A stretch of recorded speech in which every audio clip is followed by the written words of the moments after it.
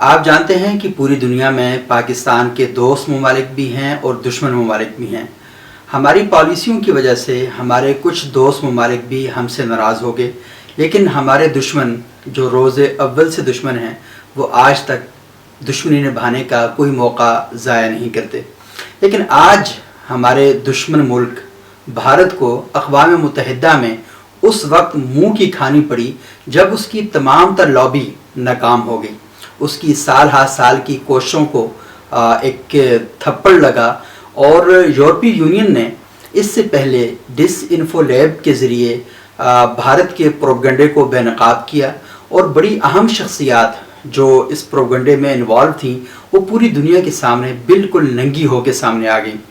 آج اقوام متحدہ کی جانب سے ایک رپورٹ پیش کی گئی ہے، اور اس رپورٹ میں اس بات کا اعتراف کیا گیا ہے، اس بات کا اقرار کیا گیا ہے کہ پاکستان نے دہشت گردوں کے خلاف بھرپور کارروائیاں کی ہیں، اور ان کارروائیوں کا عالمی سطح پر اعتراف کیا گیا ہے۔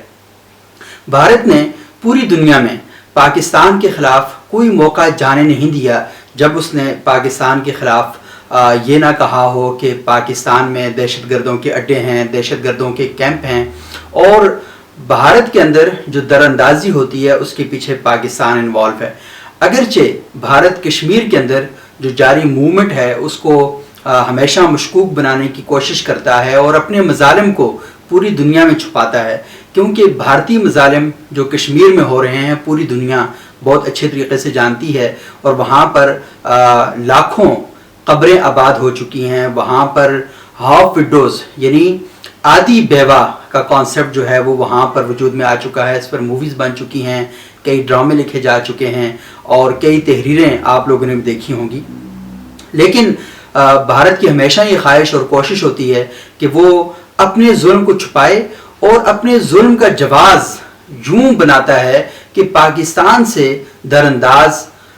بھارت کے اندر داخل ہوتے ہیں، جس کی وجہ سے وہ ظلم کرنے پر مجبور ہو جاتا ہے۔ تو اپنے ظلم کو جسٹیفائی کرنے کے لیے بھارت ہمیشہ ایسے ہتھ کنڈے اور ایسے پروپیگنڈے اختیار کرتا ہے کہ جس کی وجہ سے وہ پوری عالمی برادری کی آنکھوں میں دھول جھونک سکے۔ لیکن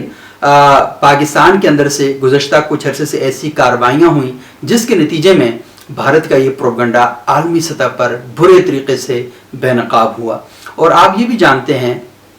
کہ پاکستان کے اندر بلا شبہ ایسے گروہ موجود تھے کہ جو افغانستان میں بھی اور کشمیر میں بھی جہادی ایکٹیویٹیز میں ملوث تھے، اور اس میں کوئی شک کی بات نہیں، اور پاکستان کشمیر کی اخلاقی اور سفارتی محاذوں پر ہمیشہ مدد بھی کرتا رہا، اور یہاں سے لوگ کشمیر کے اندر جہاد کے لیے جاتے بھی رہے۔ لیکن گزشتہ کچھ عرصے سے اور خصوصاً 9/11 کے بعد پاکستان کے اندر ایسی کارروائیاں کی گئیں جس کے نتیجے میں ان دہشت گردوں کی تنظیموں پر پابندیاں لگائی گئیں، اور اس کے ساتھ ساتھ ان کا جو کام تھا اس کو محدود کر دیا گیا۔ کچھ جماعتوں نے اپنے نام بدل دیے، لیکن نام بدلنے کے باوجود بھی ان کی ایکٹیویٹیز پر بھرپور نگاہ رکھی گئی۔ اور آپ کو علم ہے کہ اس وقت پاکستان میں جماعت الدعوہ کی ساری لیڈرشپ اس وقت اندر ہے، اور جیش محمد کی جو جتنا بھی نیٹ ورک تھا وہ سارے کا سارا پاکستان سے ختم کر دیا گیا ہے۔ آج سے 4-5 مہینے پہلے تک جیش محمد کے سربراہ مولانا مسعود اظہر کے بیانات وغیرہ بھی آتے تھے، لیکن سارے کا سارا سسٹم ان کا اس وقت ٹھپ کر دیا گیا ہے، اور کسی قسم کی ایکٹیویٹی ان کی اس وقت گراؤنڈ کے اوپر موجود نہیں ہے۔ اور جب عالمی برادری نے پاکستان کے ان اقدامات کو دیکھا، اور جماعت الدعوہ کے بہت بڑے نیٹ ورک تھے، اور ان میں سے فلاح انسانیت فاؤنڈیشن اور جماعت الدعوہ کے اپنے نیٹ ورک، تو جب سارے وہ بند ہو گئے تو پھر یہاں پر لوکل لیول پر جو رپورٹس کلیکٹ کی گئیں اس کے نتیجے میں اقوام متحدہ نے اپنی رپورٹ جو تشکیل دی ہے اس میں دہشت گردوں کے خلاف پاکستان کی جو کارروائیاں ہیں ان کا اعتراف کیا گیا ہے۔ اور یہ اقوام متحدہ کی سیکورٹی کونسل کی 27ویں رپورٹ ہے جس میں یہ بڑے زبردست انکشافات سامنے آئے ہیں، اور بھارت کی تمام تر جو الزام تراشیاں ہیں کہ پاکستان دہشت گردوں کو سپورٹ کرتا ہے ان کو مسترد کیا گیا، اور پاکستان کی دہشت گردوں کے خلاف جو کارروائیاں ان کا اعتراف کیا گیا ہے۔ اس رپورٹ میں بڑی اہم باتیں کی گئی ہیں۔ ایک بات یہ ہے کہ پاکستان دہشت گرد تنظیموں اور گروپوں کے خلاف کارروائی کے لیے ثابت قدم ہے۔ دہشت گرد تنظیموں کے بھارتی حمایت پر D G I S P R نے جو ڈوزیر پیش کیا تھا کہ پاکستان نے ٹی ٹی پی اور جے یو اے کو بھارتی فنڈنگ پر اقوام متحدہ کو ڈوزیر بھیجا۔ سلامتی کونسل کی پابندیوں سے متعلق کمیٹی نے دونوں دہشت گرد گروہوں کو نامزد کیا۔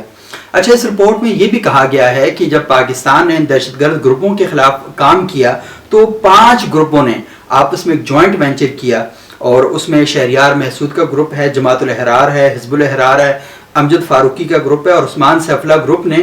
ٹی ٹی پی سے تحریک طالبان پاکستان سے اتحاد کا اعلان کیا، اور اس طرح ٹی ٹی پی کی طاقت میں اضافہ ہوا، اور آپ نے دیکھا کہ ان کے حملوں میں تیزی بھی آئی، اور ٹی ٹی پی کی لڑائی کی قوت 2500 سے 6000 کے درمیان ہے، یہ رپورٹ میں بتایا گیا ہے، اور ٹی ٹی پی انضمام سے پاکستان اور خطے کے لیے دہشت گردی کے خطرات میں اضافہ ہوا ہے، لیکن پاکستان اس کے خلاف بھرپور کارروائی کر رہا ہے، یہ بھی رپورٹ کے اندر یہ بات کی گئی ہے۔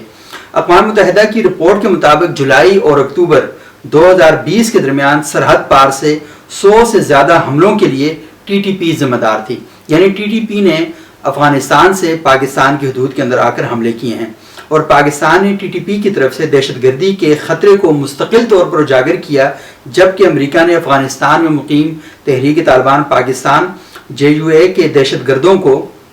جے یو اے مطلب جماعت الاحرار کے دہشت گردوں کو پاکستان کے لیے ایک بڑا خطرہ تسلیم کیا ہے۔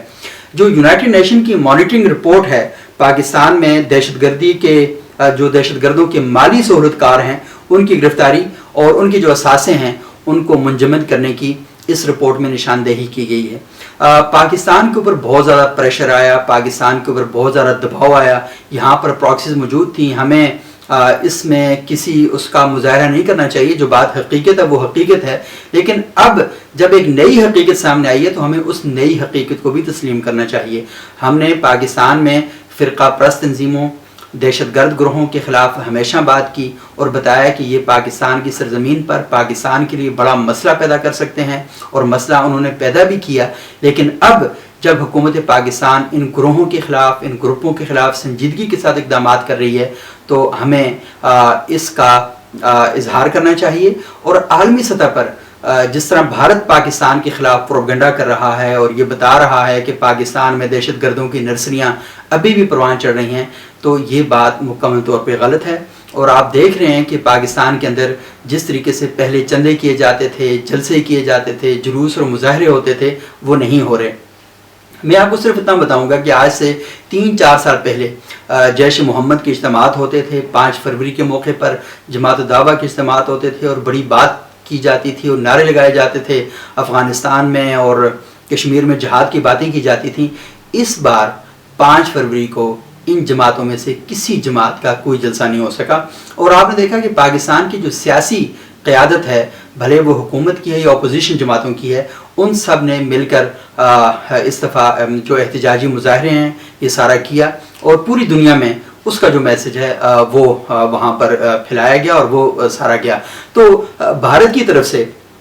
ہمیشہ اس طرح کی پروپیگنڈا مشینری لانچ کی جاتی ہے، اور آپ کے علم میں ہے کہ سوشل میڈیا پر بھارت نے بہت زیادہ ایسا پروپیگنڈا کیا، اور ٹویٹر کو فیس بک پر کچھ 7000 سے زیادہ